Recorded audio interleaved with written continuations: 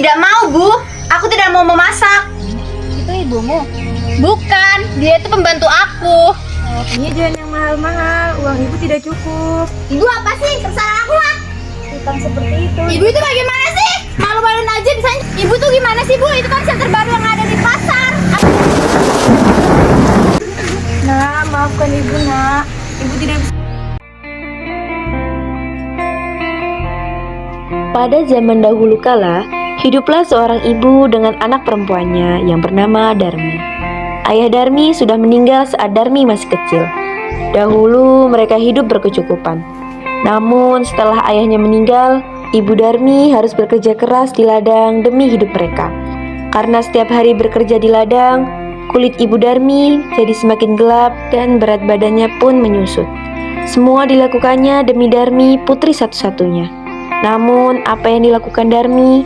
Ia tidak mau membantu ibunya. Kerjaannya setiap hari hanyalah berdandan. Dia juga enggan keluar rumah karena takut tubuhnya menjadi gelap seperti ibunya. Suatu hari ibu Darmi akan bekerja di ladang. Ia akan bekerja sampai sore hari, sebab musim panen telah tiba. Ibu Darmi berkata pada Darmi, Darmi, nak, bisakah kamu memasak untuk ibu? Siang ini ibu tidak bisa pulang karena ibu harus menyelesaikan panen kita. Apabila kamu sudah selesai memasak, bisakah kamu antarkan ke ladang untuk ibu? Tidak mau, Bu. Aku tidak mau memasak. Nanti aku bau tungku seperti ibu. Apalagi suruh mengantar makanan ke ladang. Nanti kulitku hitam seperti ibu. Ibu Darmi hanya menggeleng-gelengkan kepala yang terlihat sedih. Di ladang, Ibu Darmi bekerja dengan keras. Ia mengumpulkan hasil panen karena besok dia akan menjualnya ke pasar. Dia tidak memperdulikan perutnya yang lapar. Saat lelah, dia beristirahat sambil minum air yang dia bawa. Ibu Darmi pun berdoa dalam hati, "Ya Tuhan, tolong kami. Ubahlah anakku, lepaskanlah dia dari sifat malasnya." Pada saat Ibu Darmi di ladang, penagih hutang datang ke rumah Darmi untuk menagih hutang karena sudah jatuh tempo. Ibu Darmi pernah berhutang hanya untuk memenuhi kebutuhan Darmi. Assalamualaikum. Waalaikumsalam. Mana ibumu? Masih di ladang mungkin? Kalau pulang kasih tahu, saya mau nagih utang. Iya. Oke, nanti kembali lagi. Setelah pulang dari ladang, Ibu Darmi sampai di rumah. Betapa terkejutnya dirinya, di meja tidak ada makanan yang bisa dimakan. Darmi sama sekali tidak memasak. Darmi yang melihat ibunya pulang justru marah-marah. Ibu ini seharian kemana aja sih? Kok nggak ada makanan? Aku belum makan tahu seharian. Kan ibu sudah bilang kepada kamu, nak, ibu di ladang. Kan ibu sudah menyuruhmu memasak. Kan aku udah bilang aku nggak mau masak, Bu. Darmi meninggalkan ibunya yang kelaparan dan lelah dengan marah. Keesokan harinya, Ibu Darmi sudah siap dengan hasil panennya. Ia akan pergi ke pasar. Nak, ayolah ikut ibu ke pasar. Ibu membutuhkan bantuanmu untuk membawa hasil panen kita. Aku nggak mau ya, Bu. Nanti kulitku hitam. Apalagi jalanan pasar kan becek. Nanti kulit yang sudah putih ini jadi gosong. Gimana dong? Kan aku nggak mau, Bu. Akhirnya, ibunya ke pasar sendiri dengan membawa hasil panen itu.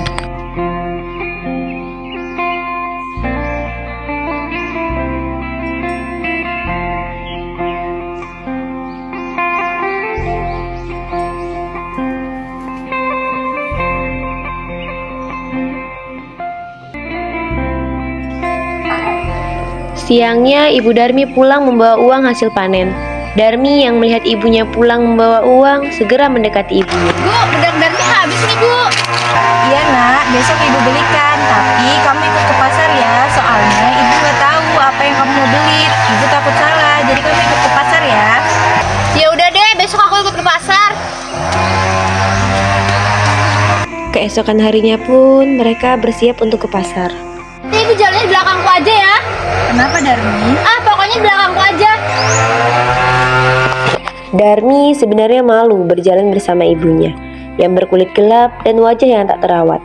Tiba-tiba di tengah perjalanan ada seorang teman Darmi yang menghampiri dan bertanya, Darmi, kamu ke pasar juga? Iya. Itu yang di belakang kamu siapa? Itu ibumu? Bukan, dia itu pembantu aku. pembantu. Yaudah, sudah. Betapa sedih Ibu Darmi mendengarnya, namun hanya ia tahan di dalam hati.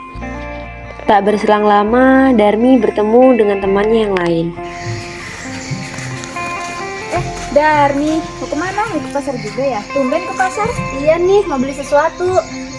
Wah, Darmi makin cantik aja. Bagi dong tipsnya untuk merawat diri. Ah, masa sih? Aku cuma luluran aja kok. Darmi merasa senang setelah mendengar pujian dari temannya. Setelah itu, mereka pun melanjutkan perjalanan ke pasar. Sesampainya di sana, Darmi melihat-lihat barang yang dijual di sana.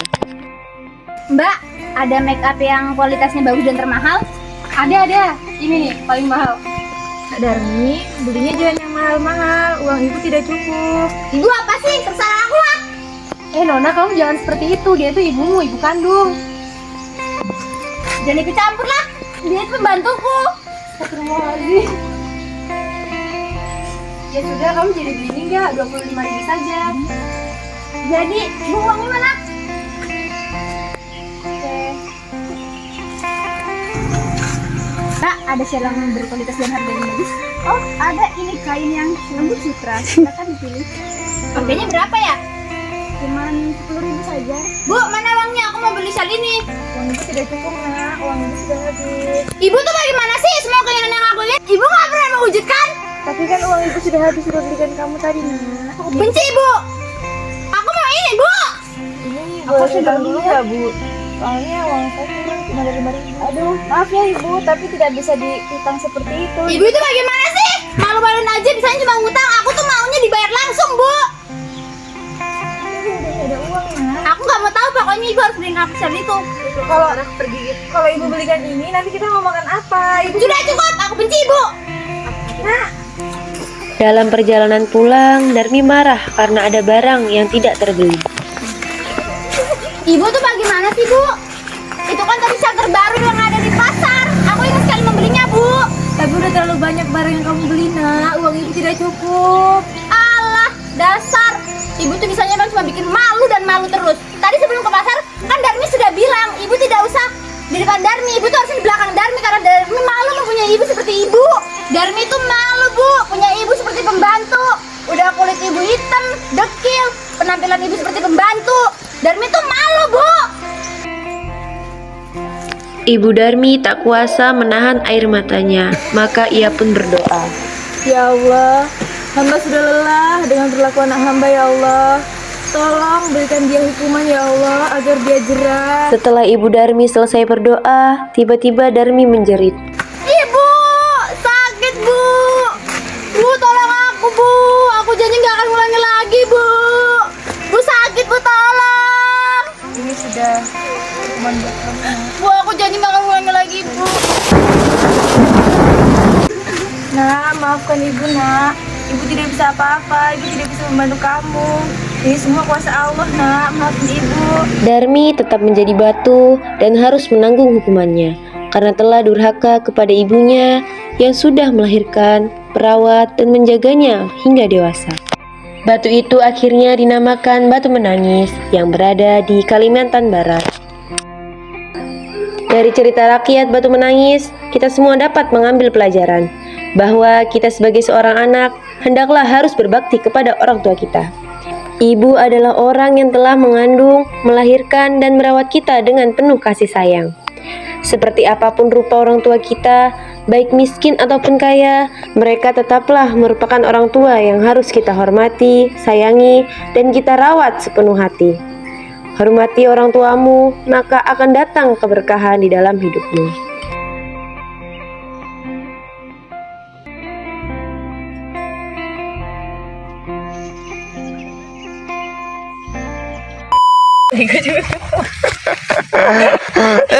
Assalamualaikum.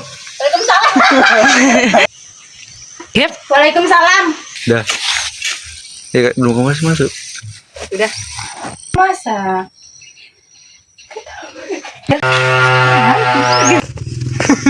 Oh, banget, Pak.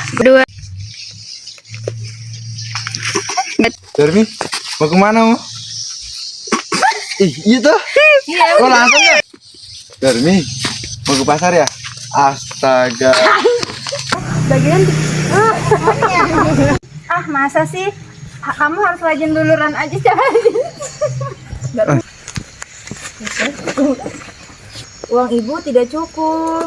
Ah, ibu apaan sih? Ibunya kayak gitu? Loh, Apa ini baju buat laki-laki, nah? Bu, mau berutang? Matiin. Pokoknya aku mau tadi sebelum ke pasar udah kulit ibu hitam. Kan? Ya Allah. Ya. ya. Ya Allah, saya sudah capek dengan perlakuan anak saya. Ya Allah. Ya Allah. Nah, Gitu, bro. Tunggu ngelay ya. Gak tahu ada apa yang pesan tadi. Terus video itu Sudah jadi batu. Sudah, Bu.